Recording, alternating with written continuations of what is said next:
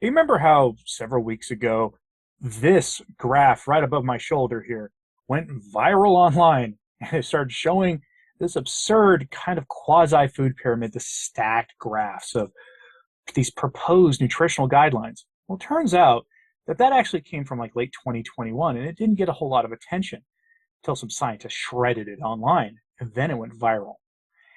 And it, made things like sugary breakfast cereal sound healthier than ground beef.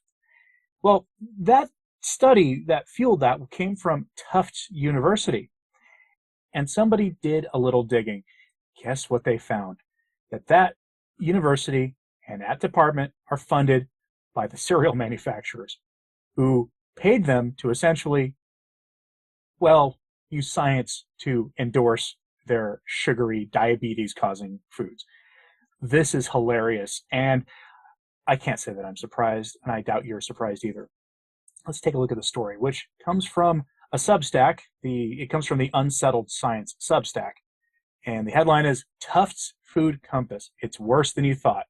Kellogg's, General Mills, and PepsiCo pay to support Tufts, and together have 100 plus products ranked. Yeah, seriously, 100 products, and we won't go through all of them, but the author of this put together a graph that shows you the ranking of some of these, and it's ridiculous, like how highly ranked, according to this study, these cereal products are. It's mind-blowing. It really is, and it makes you, it's little wonder that our universities have been bought by the food manufacturers. And remember, these are the same people who publish studies telling us that ketogenic diets and carnivore diets are bad. These same departments that are funded by PepsiCo and by General Mills and Kellogg's are the ones that tell us that the way we eat, that has saved so many lives, is apparently dangerous. Let's get a little bit of an insight from the article. Quote, a new food rating system that gave high marks to Lucky Charms and Cocoa Puffs while belittling eggs came under fire recently, with Fox News taking it to task in several segments and Joe Rogan posting that the rankings were complete, undeniable, indefensible nonsense. This sounds harsh, and the lead author from Tufts University pushed back, saying his system, called the Food Compass, was actually more holistic than most such rubrics and had been misrepresented. So I took another look, and here's what I found. The Food Compass is even worse than I'd thought, and Tufts is funded by quite a few of the same companies whose ultra-processed foods are awarded top rankings. I made some new charts from the data. For instance, and now let's take a look at this graph. So you see here that frosted mini wheats are the highest ranked thing on this new chart, followed closely by Great Grain's double pecan whole grain cereal. I don't even know what that is. I haven't eaten cereal in a long time. Sounds tasty in that same kind of way that a peanut butter cup is tasty. Great Grain's Banana Nut Crunch. By the way, the top one is Kellogg's, followed by 4 Post cereals, then another Kellogg's, then 2 more Post cereals, another Kellogg's, 2 more Post cereals. You get the idea. Oh, but somewhere between Special K Vanilla Almond, which is loaded with sugar, next time you're at the store, go take a look at it. Between that and Fruit Loops is grilled chicken fillet and whole milk. Those 2 items, whole milk and a grilled chicken fillet, are less healthful than Special K cinnamon pecan or honey bunches of oats with almonds. That's the science, folks. That's the state of the science.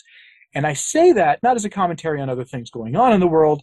I say that because this is what happens when you put dollar signs, when you attach money to the integrity of science. There is no integrity in the university's research system, and there hasn't been for a long time.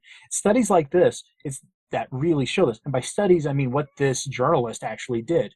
They took the data made publicly available by that university and went through it and found the most absurd things by simply using their ranking system and making a new chart showing their ranking system.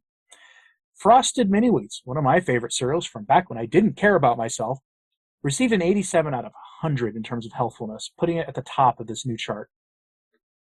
By the way, at the very bottom, eggs fried in butter, 29 out of 100. Cheddar cheese, 28 out of 100. And ground beef, cooked of course, 26 out of 100. How many of you eat exclusively ground beef as your source of protein and animal fat? Let me know in the comments. I know many of you do.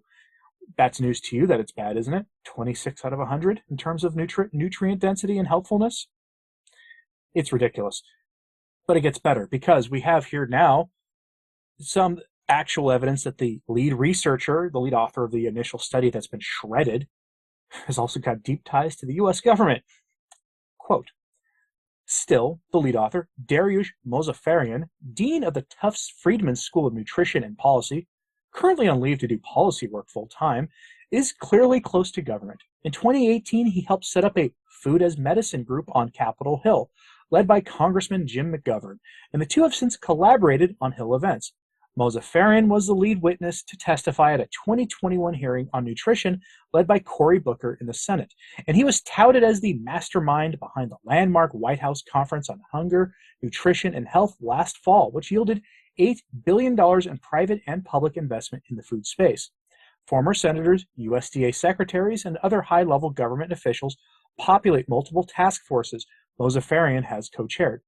In addition, he appears to have been one of the only nutrition scientists to speak at Davos last month and was a co-chair, along with the CEOs of Unilever and PepsiCo, of a 2020 World Economic Forum Food System Summit. End quote. My, how that gets weird, doesn't it? Especially towards the end. It seems that someone who is tied directly to the very worst elements in the policy space, in the government space, is the person responsible for telling the world that frosted mini wheats are healthier than ground beef or chicken breast. Can't make this up, folks. This is madness. But are you surprised by this? Are you surprised that we have this nonsense being foisted upon us, and it took a year, more than a year, for somebody to finally notice just how bad this food compass was, and that the person behind it is helping the White House right now develop new and allegedly improved nutritional guidelines. And every time the government releases new nutrition guidelines, things seem to get worse. Maybe it's time for the government to step back and say, we don't know the first thing about nutrition, and let people figure it out for themselves. Just a thought. Let me know what you thought of this in the comments, please. Like and subscribe if you haven't. It does help. Sharing this on social media helps too. I'm Anthony Stine, the Practical Carnivore. Thanks for watching.